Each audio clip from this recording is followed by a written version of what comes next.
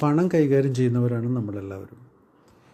പക്ഷേ ഈ കൈകാര്യം ചെയ്യുന്ന പണം ഒരു പക്ഷേ അത് ക്യാഷായിട്ടാവാം, അല്ലെങ്കിൽ ബാങ്ക് അക്കൗണ്ട് വഴിയാവാം. പക്ഷേ ഇവയൊന്നും വളരെ കൃത്യമായ ഒരു കണക്ക്, വരവ് ചെലവ് കണക്ക് സൂക്ഷിക്കാറില്ല. വലിയ വലിയ സംഖ്യകൾക്കൊക്കെ നമ്മൾ എഴുതി വയ്ക്കാറുണ്ടെങ്കിലും കൃത്യമായ കണക്ക് എല്ലാ കാര്യത്തിലും നമ്മൾ സൂക്ഷിക്കാറില്ല. അതുണ്ടെങ്കിൽ, അങ്ങനെ ഒരു കണക്ക് കൃത്യമായിട്ട് നമുക്കുണ്ടെങ്കിൽ പലപ്പോഴും പഴയ കണക്കുകൾ നമുക്ക് പരിശോധിക്കാനും വേണ്ട രീതിയിൽ പുതിയ ഇനി അങ്ങോട്ടുള്ള ചിലവുകൾക്കും കാര്യങ്ങൾക്കുമൊക്കെ നിയന്ത്രണങ്ങൾ ഏർപ്പെടുത്താനുമൊക്കെ നമുക്ക് പറ്റുമായിരിക്കാം. പക്ഷെ അതിനൊന്നും പറ്റിയ രീതിയിലുള്ള ഒരു കണക്ക് നമ്മൾ സൂക്ഷിക്കാത്തത് കൊണ്ട് അത്തരമൊരു വിലയിരുത്തലിന് നമ്മളാരും മുതിരാറില്ല. പക്ഷെ വളരെ എളുപ്പത്തിൽ നമ്മളിന്ന് സാധാരണമായി ഉപയോഗിക്കുന്ന മൊബൈൽ ഫോൺ ഉപയോഗിച്ചുകൊണ്ട്, അതിലൊരു ചെറിയ ആപ്ലിക്കേഷൻ ഉപയോഗിച്ചുകൊണ്ട് നമ്മുടെ വരവ് ചെലവ് കണക്കുകൾ വളരെ കൃത്യമായി രേഖപ്പെടുത്തി വയ്ക്കാൻ പറ്റിയാൽ വളരെ വളരെ ഉപകാരപ്രദമായിരിക്കും. അതിന് വളരെ സിമ്പിളായിട്ട് ഈ അക്കൗണ്ടിങ്ങിൻ്റെ എല്ലാ കോംപ്ലിക്കേഷനുകളും ഒഴിവാക്കിക്കൊണ്ടുള്ള ഒരു അക്കൗണ്ടിങ് പാക്കേജാണ് പിക്ടർസോഫ്റ്റ് അക്കൗണ്ട്സ് ബുക്ക്. ഇത് നമ്മൾ സാധാരണ പണം കൊണ്ട് ചെയ്യുന്ന കാര്യങ്ങൾ അതേ രീതിയിൽ തന്നെ റെക്കോർഡ് ചെയ്യുകയും, എന്നാൽ നമുക്ക് ആവശ്യമായിട്ടുള്ള എല്ലാ ഫിനാൻഷ്യൽ അക്കൗണ്ടിങ് സ്റ്റേറ്റ്മെൻറ്റ്സുകളെല്ലാം എടുക്കാൻ പറ്റുകയും ചെയ്യാൻ പറ്റുന്ന തരത്തിലുള്ള ഒരു ആപ്ലിക്കേഷൻ ആണ്.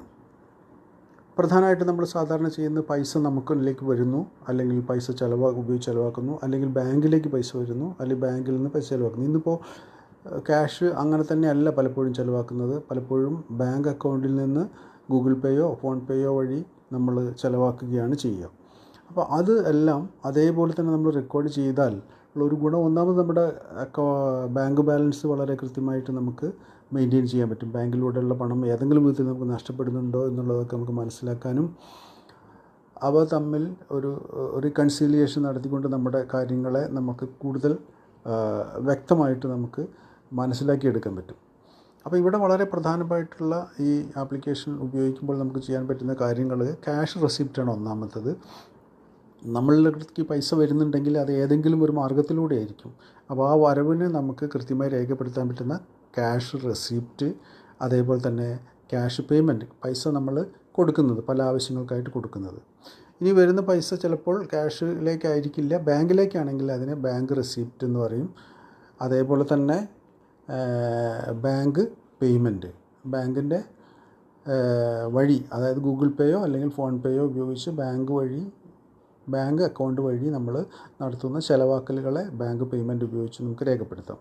പിന്നെയുള്ളൊരു രീതി എന്താ വെച്ചിട്ടുണ്ടെങ്കിൽ കോൺട്രാ ട്രാൻസാക്ഷൻസ് ആണ്. കോൺട്രാ എന്ന് പറയുന്നത് ഈ ബാങ്ക് അക്കൗണ്ടും ക്യാഷ് അക്കൗണ്ടും ചിലപ്പോൾ ഒന്നിൽ കൂടുതലോ ഉണ്ടാവാം. ക്യാഷ് ഉണ്ടാവാം ഒന്നിൽ കൂടുതൽ അക്കൗണ്ട്, അതുപോലെ ബാങ്കും ഒന്നിൽ കൂടുതൽ അക്കൗണ്ട് ഉണ്ട്. അപ്പോൾ ഈ അക്കൗണ്ടുകളാണ് നമ്മളുടെ പണം നമ്മൾ സൂക്ഷിക്കുന്ന അക്കൗണ്ടുകൾ. ഈ അക്കൗണ്ടുകളിൽ നിന്ന് അങ്ങോട്ടോ ഇങ്ങോട്ടോ നമുക്ക് പൈസ മാറ്റേണ്ടതായിട്ട് വരും. അങ്ങനെ ട്രാൻസ്ഫർ ചെയ്യുന്നതിന് വേണ്ടിയിട്ട് അക്കൗണ്ടുകളിൽ നിന്ന് cash bank to bank transaction നടത്തുന്നതിന് വേണ്ടിയിട്ട് നമുക്ക് ഉപയോഗിക്കുന്ന വൗച്ചറാണ് ഈ കോൺട്രാ എൻട്രി എന്നുള്ളത്. പിന്നെയുള്ളത് ജേണലാണ്. ജേണൽ നമുക്ക് ഒരു അക്കൗണ്ടിൽ നിന്ന് വേറൊരു അക്കൗണ്ടിലേക്ക് മാറ്റാൻ വേണ്ടിയിട്ട് ഉപയോഗിക്കുന്നതാണ്. അത് അക്കൗണ്ടിങ്ങിൽ കുറച്ചും കൂടി അഡ്വാൻസ്ഡ് ആയിട്ടുള്ള കാര്യങ്ങൾ ചെയ്യേണ്ടി വരുമ്പോൾ മാത്രമാണ് അത് ഉപയോഗിക്കേണ്ടതുള്ളൂ. ഇങ്ങനെ ഈ ട്രാൻസാക്ഷൻ നമ്മൾ സാധാരണ ചെയ്യുന്ന ട്രാൻസാക്ഷൻ തന്നെയാണ്. അത് വളരെ കൃത്യമായിട്ട് നമുക്ക് രേഖപ്പെടുത്താം. അത് രേഖപ്പെടുത്തി കഴിഞ്ഞാൽ നമ്മളുടെ ഫിനാൻഷ്യൽ സ്റ്റേറ്റ്മെൻറ്റ്സുകളെല്ലാം നമുക്ക് കിട്ടും.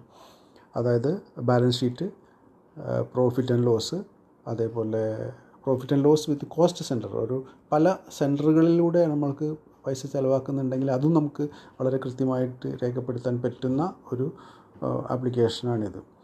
അതേപോലെ തന്നെ ഓരോ ഹെഡിലും ഉണ്ടാകുന്ന ചേഞ്ചസ് ലെഡ്ജർ വ്യൂവിലൂടെ പറയാം.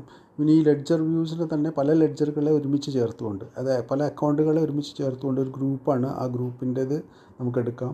ഇതുകൂടാതെ നമ്മുടെ ക്യാഷ് ബുക്ക്, നമ്മുടെ പല അക്കൗണ്ടുകൾ വഴി ക്യാഷും ബാങ്കും കൂടി ചേർത്തിട്ടുള്ള മൊത്തത്തിലുള്ള നമ്മുടെ വരവ് ചെലവ് കണക്കുകൾ ക്യാഷ് ബുക്ക് വഴി നമുക്ക് എടുക്കാൻ പറ്റും. അപ്പോൾ ഈ രീതിയിലുള്ള കാര്യങ്ങൾ വളരെ സിമ്പിളായിട്ട് നമുക്ക് ചെയ്യാൻ പറ്റുന്ന ആപ്ലിക്കേഷൻ സോഫ്റ്റ്വെയറാണ് പിക്ടർസോഫ്റ്റ് അക്കൗണ്ട്സ് ബുക്ക്.